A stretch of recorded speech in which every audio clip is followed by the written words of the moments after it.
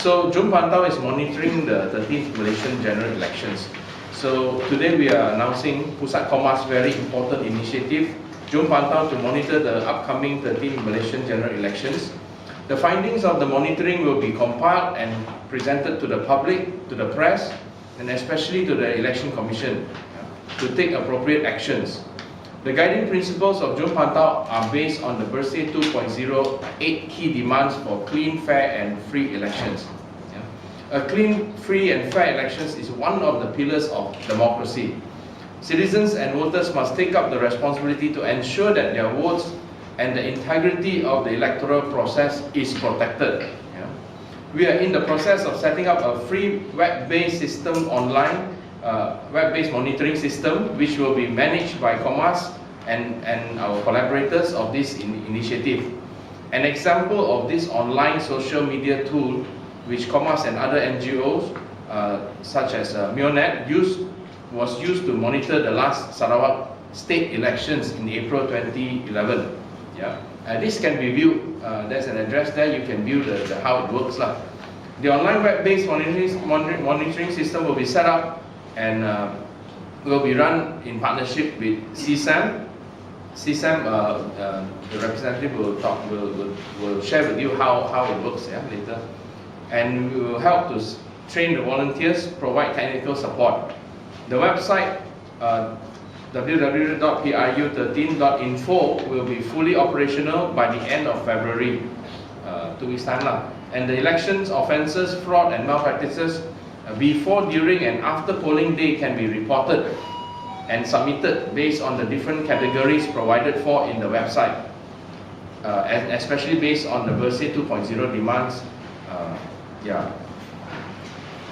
Komas has been involved in election monitoring, documentation and voter education work since the 1990s, and have organized many human rights workshops, video trainings, screenings and production of popular public education resource materials such as videos, comic books, posters, cartoons, pamphlets. Some of the examples you can see here. We have, because we feel that the ordinary voters actually do not read your election act and all that. No? I mean, they don't understand it. We also may not understand it. So we, especially in the rural folks, so we prepare this kind of like posters, pamphlets to actually educate them on what are considered election offences, like politic wrong, or intimidation, and we also did it in the poster form, especially in Sarawak. We did this in Sarawak. We put it up in the Rumah Panjang, the longhouse, in the wall, that everybody can have a look at it.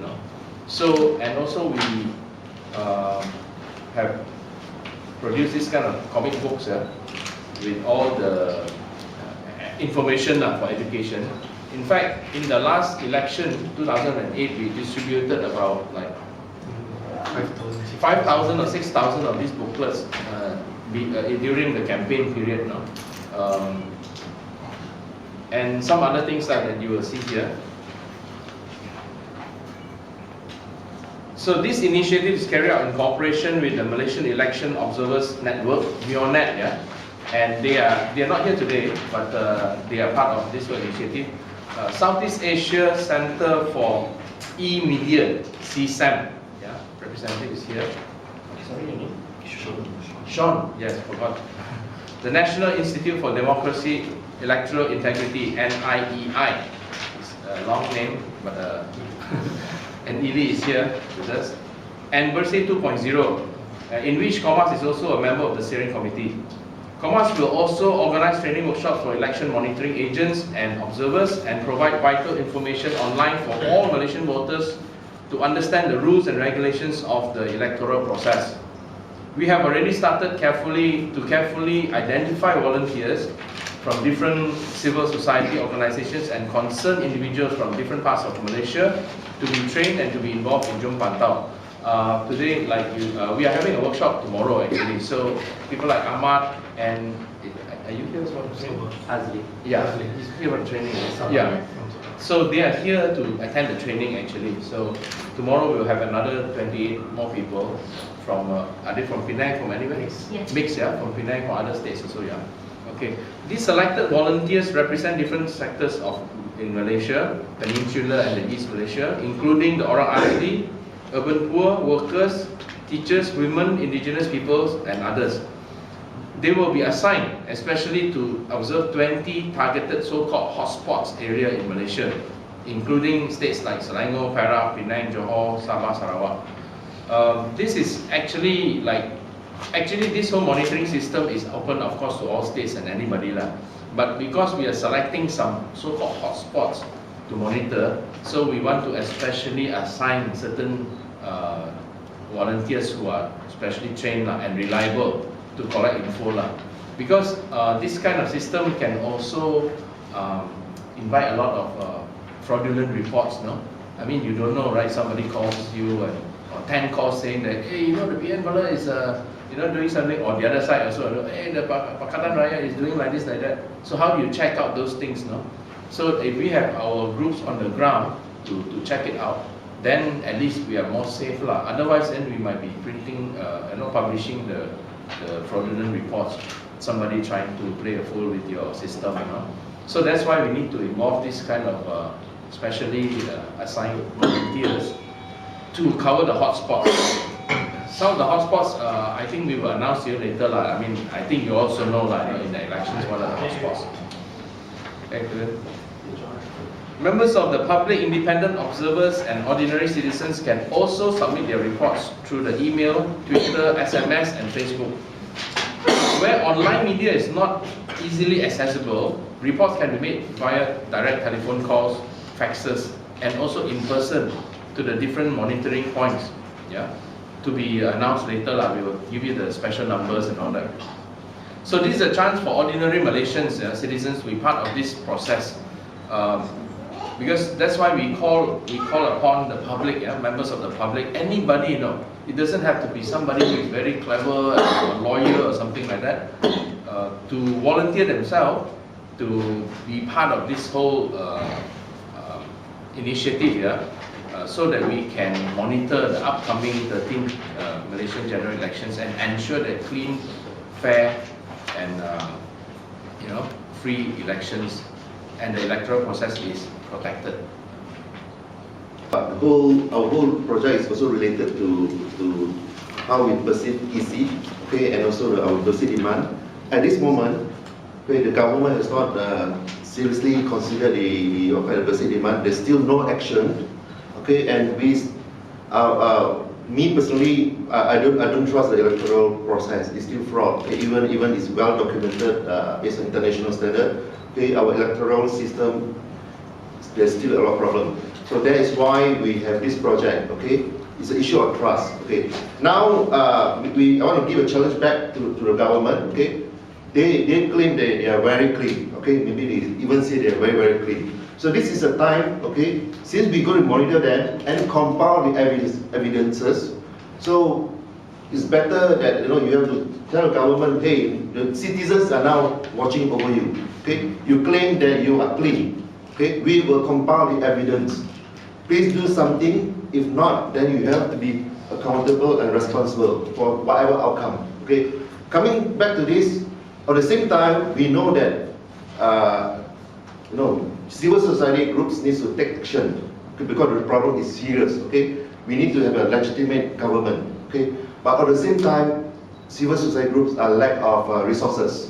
So that's why we have this press release, and we want to seek the media to help us to get the citizens to be the eyes and ears. Okay, not for the project per se, but for them as well. Okay, there's no way that 10 people or 20 people can go around and check everywhere, and they will if they there's a saying that this election is going to be one of the dirtiest election ever. Okay, and they will find out a way to cover up, even more cunning techniques, and sometimes very difficult to track. So we want to urge the public, okay, especially those who are already familiar with technology, social media, according to social media activists, people who is good Twitter, Facebook, okay, bloggers, please come forward, okay.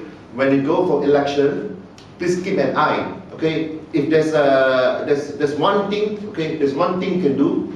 to improve the society, besides voting, is to ensure that the electoral process is clean. Okay, thank you. For NRI, why we decided to join Jom Pantau initiative, because we think that this initiative is very important for all the people to participate, just like Sean and also Johan have said. And to participate in this kind of observation work, anyone can do it, but one thing is important is to be non-partisan. So make sure that you are free, you understand what you are reporting and things like that. So this is the important things that people need to understand. So this is why Komas has initiated workshop trainings for all the people that would like to join, and also we are helping them to distribute whatever information for the voters to understand about the laws and want to ask questions, things like that. So our stand here is we have provided a call center for people to call in. So if they have doubt on the election law, they can call us. And if they want more information, we have also set up our website at pilihanraya.info, which people can access, get online data about the information there. So that website is new and still develop new materials for normal people like you or anyone to understand. So, and also, can I just add in for the media to know that our call center number is 22824105. So we are planning to have a toll-free number, but it will be published near the election day. So at least people when call in, they don't have to pay. So it's toll-free. So okay. This is Jom Pantau. It's similar concept. So you can send aduan or report from various ways. One is through SMS, talian aduan, like NIA is handling it. And you can send tweet reports. You can email the report. You can fill up an online form to submit the report. So they can actually pinpoint the exact location of the incident, okay? And they can categorize it, and they can put details of the incident and who's sending it, and they can have the link of the report, like let's say they're taking from the online source, or they can have a video link, and also they can upload photos, okay? And we are still working on this campaign, campaign Kad Kuning, but it's still in initial stage. We want to provide 10 points of common election offences, so anybody on the street can understand the offences, and they will have a yellow card to be given to the candidate or the political party if the offences took place. So end of the day, we will collect all the cards. If let's say Pakatan BN collected 2,000 or Pakatan collected 1,000 yellow card, that means something wrong. Or also that each card will have similar information, like what are the incidents, where it took place. Hopefully we will have a polling. So before the election, people can actually look at the calon or the party who have done a lot of offences during the election. Macam main football you cakap yellow card or card merah. So you need just bagi yellow card lah. More information will update you later. Okay, there's two strategies. One, as all of you know, after the election, it's very difficult to get response, even to get action be taken. So we also want to act like a pressure point. So if the voters have to decide, looking at the data presented to them, and also we trying to maybe organize a weekly press conference to highlight the election offences and also wrongdoings during the election. So hopefully the party or the candidate will be more supporting this kind of initiative and be more clean, not doing all this last minute jamuan and handing over angpaos. And it's been common in Malaysia. Also, there's possibility that we might try to approach SPR and work out something as if they will listen to us. But anyway, it's worthwhile to approach them and say that maybe you might want to look seriously into our initiative, and if they are open to it, well, why not? We can feed it to them as we get it, some link up. I don't know, maybe social media or whatever, there's a way of linking up, right? So that they can get the information as we get it or something like that. So in that sense, they also should act on it because they are the body to act on this now. As I mentioned before, we have like partner organization and observers on the ground. They have on their own credibility because they observe and monitored previous elections. Okay, and some of the groups are accredited by SPR themselves. And also, that's why there's a process of verification. So if the information is not verified, it will appear not verified. So maybe it's not true. So our team of observers and also the people who are on the center will call and verify and get the evidence. So if the person who are willing to give more details and evidence, that's a solid report. If of course, if the person who are giving the report, they don't want to reveal their name, they don't want to come out if there's a court case or they want to make a police report, then it's not really credible info. So we have like verification process. Usually these offences reports are most on peak during that time lah. Yeah, the Naman Calon, and then after that the start all the cheating will come out. Usually. And until the campaign lah, the 3 days before campaign day will be very intensively, lots of reports everywhere, you can't even monitor it. So we have to focus on that period. But in fact, as of, let's say, now even, in fact, once they set up, we can start to use this already, but I'm sure there won't be so many reports now. Maybe a lot of hearsay, especially with regards to the issue of the IC one. Because IC one is already ongoing. Is now we are getting reports like, families or migrant workers are getting ICs. People are asking around for Indian national who can be part of this, and then will be given an IC. We are getting reports, but not verified yet. So, like for the past experience, of course, I think journalists also can do their part because they will be covering the ground. So during the state election, there's like a lot of like online portals, like Merdeka Review, Malaysia PD, and some other online portals. Journalists were sending information to us. So we just put the gist of the info on the website. Of course, when they are done with their full report, we'll have the link of the news. You see?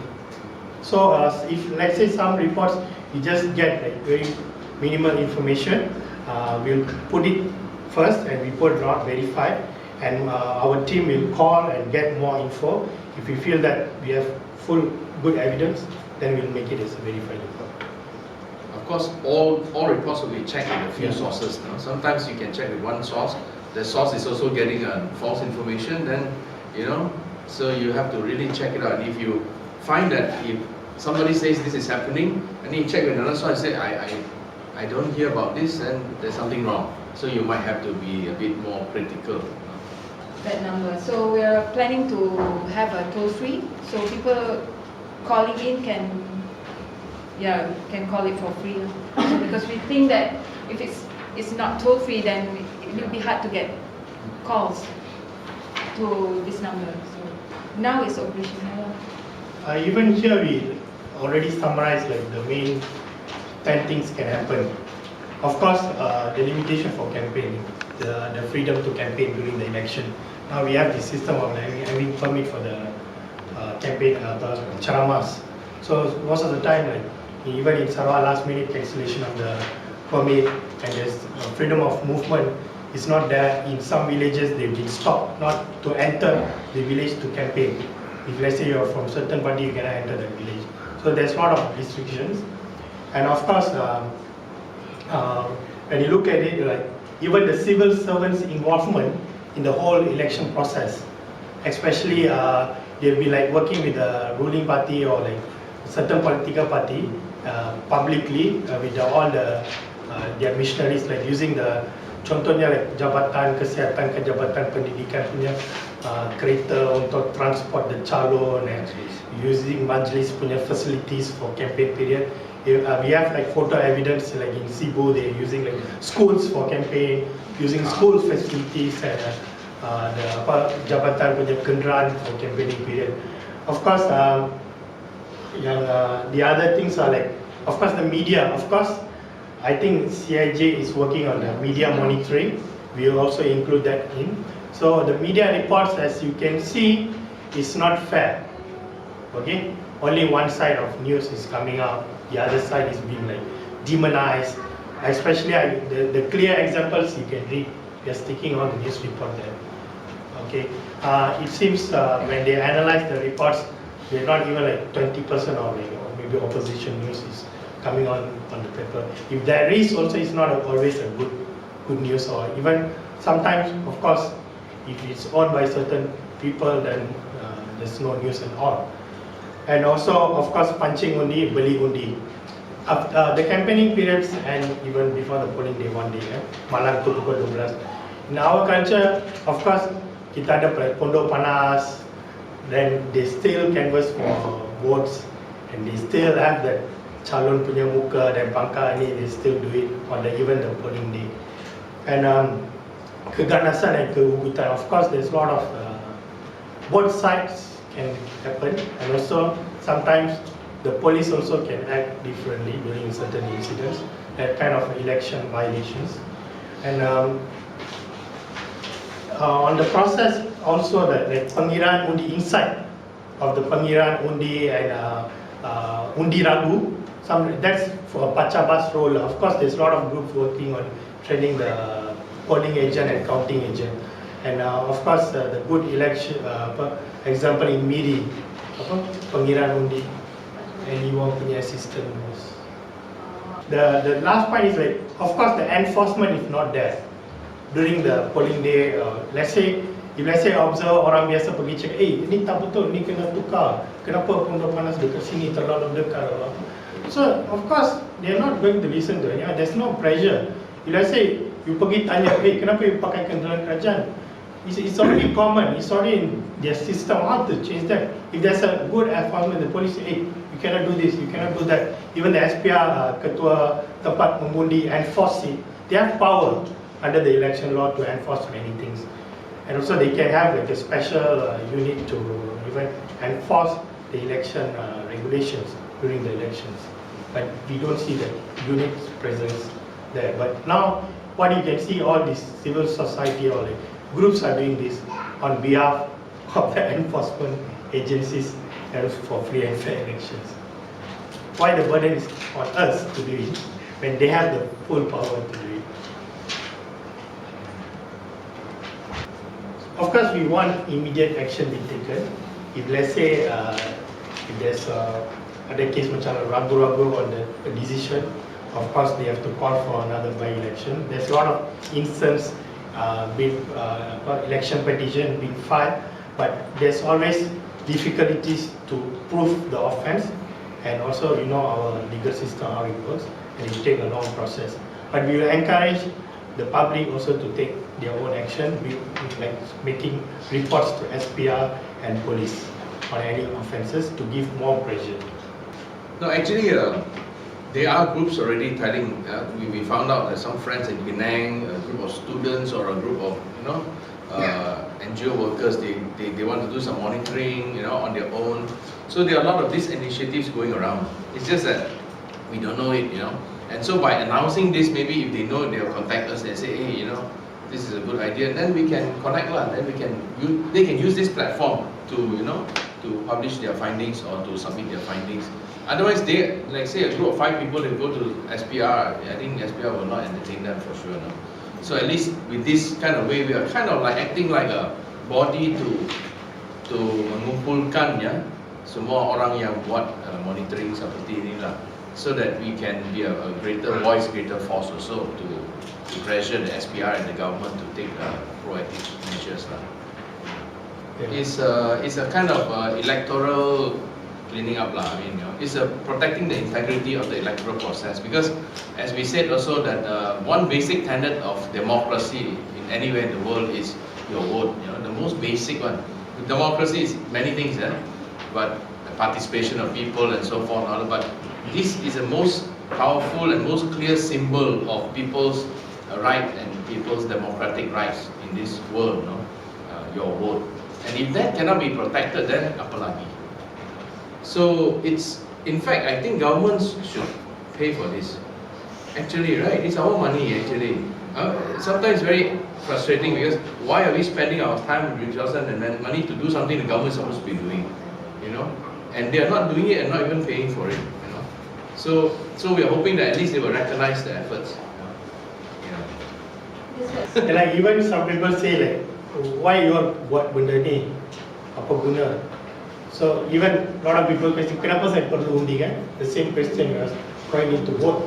So it goes back to the whole democracy kan, hak anda sebagai pengundi, hak anda sebagai rakyat.